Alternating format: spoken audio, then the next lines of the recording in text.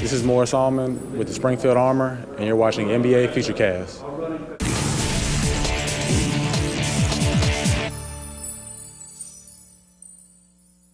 Welcome back, everyone. I'm AJ Vittone.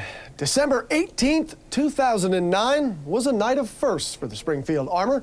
It was the first time the Armor witnessed an overtime in franchise history, and it was also the first time the Armor witnessed a victory in franchise history. Let's just say that game was, in a word, eventful. Here now is the radio play-by-play voice of the Springfield Armor, John Chandler, with your exciting highlights. The new look Springfield Armor looking to get in the win column for the first time in franchise history, hosting the Fort Wayne Mad Ants. First quarter, Major Wingate with a jumper. Springfield was looking good through one. Look at this look right here from Major Wingate to James on Curry.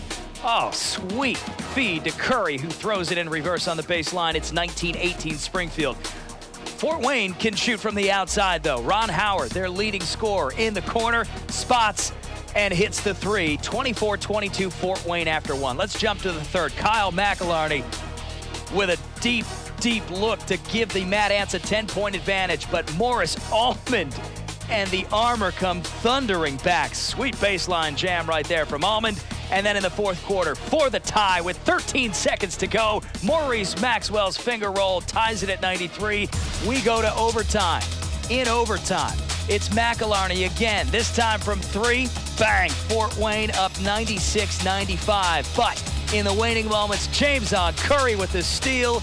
James on Curry with the score. 31 points for Curry to lead everybody. And how about the Springfield Armor? Win number one in the books, 112-107 over Fort Wayne.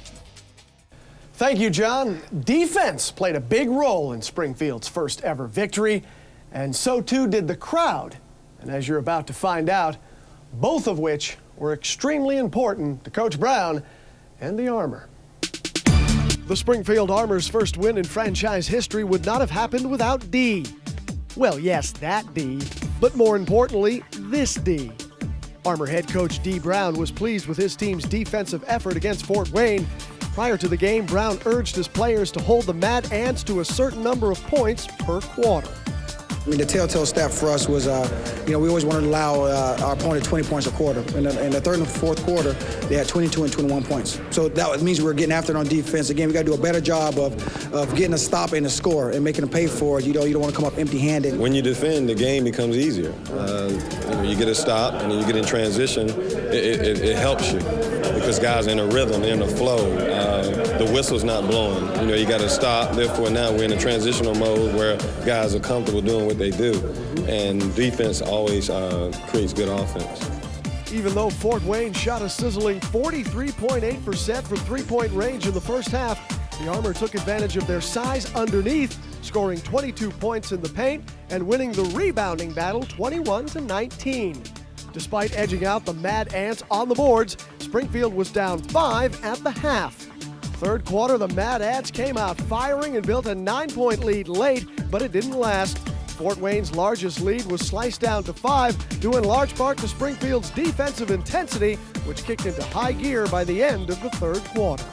In the third quarter, when the defensive pressure picked up on our end, we made a decision as a team that we were going to defend and not worry about scoring, and that took care of everything pretty much the rest of the way.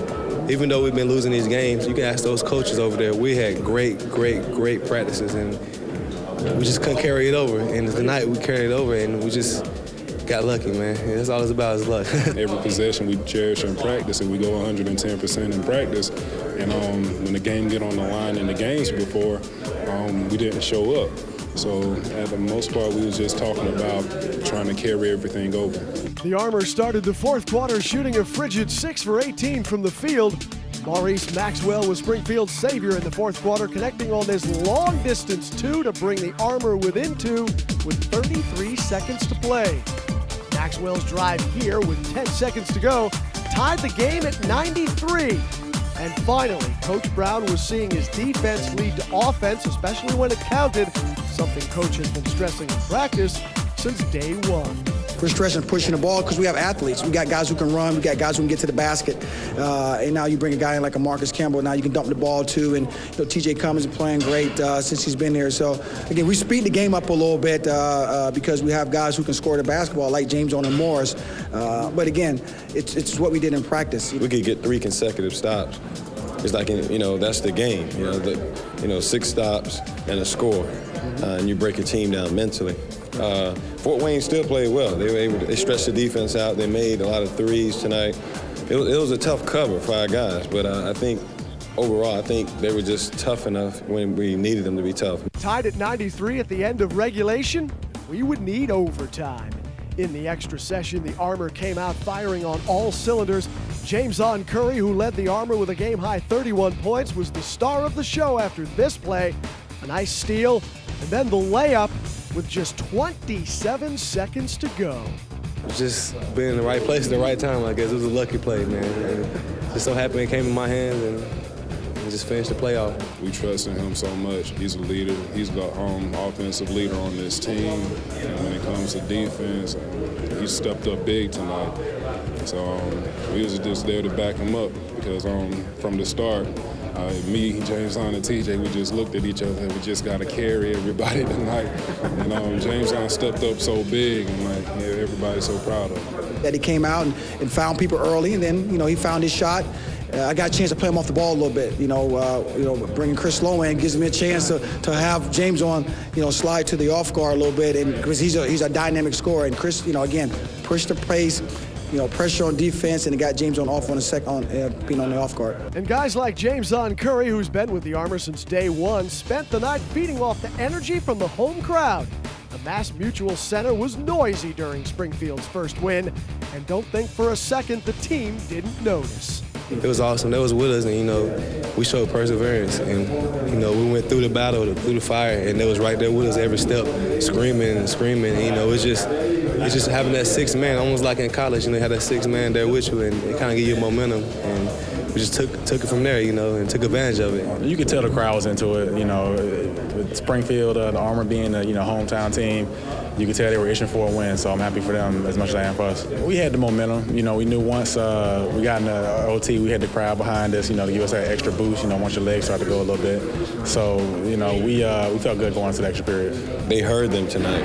And when the overtime came, our fans pretty much said, thank you for going hard. And we pretty much in the huddle said, look, guys, give these fans something to remember. They pushed us to this point in the overtime. Let's take this game, and let's happen on the defensive end. It's official. December 18, 2009 will go down in the history books as the Springfield Armor pick up their first win with a thrilling 112-107 overtime victory against visiting Fort Wayne. As you can imagine, the team was both ecstatic as well as relieved. So I'm more happy for the guys because they've worked so hard in practice, and they keep plugging away. And I told them, we keep working the way we're working in practice. It's going to turn around. And again, we've had a lot of change over our roster and got some players in, and I think that helped us out a lot. But it's just good to get the win. I'm glad we did it at home. We're just happy to get a win.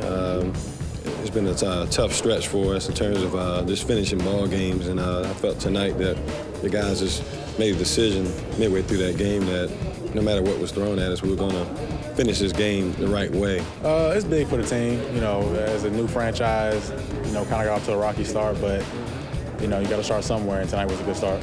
It's not the championship, but it almost felt like it, I tell you, man. But it's a great feeling, and we just want to carry it over and continue to practice hard, and good things are happening.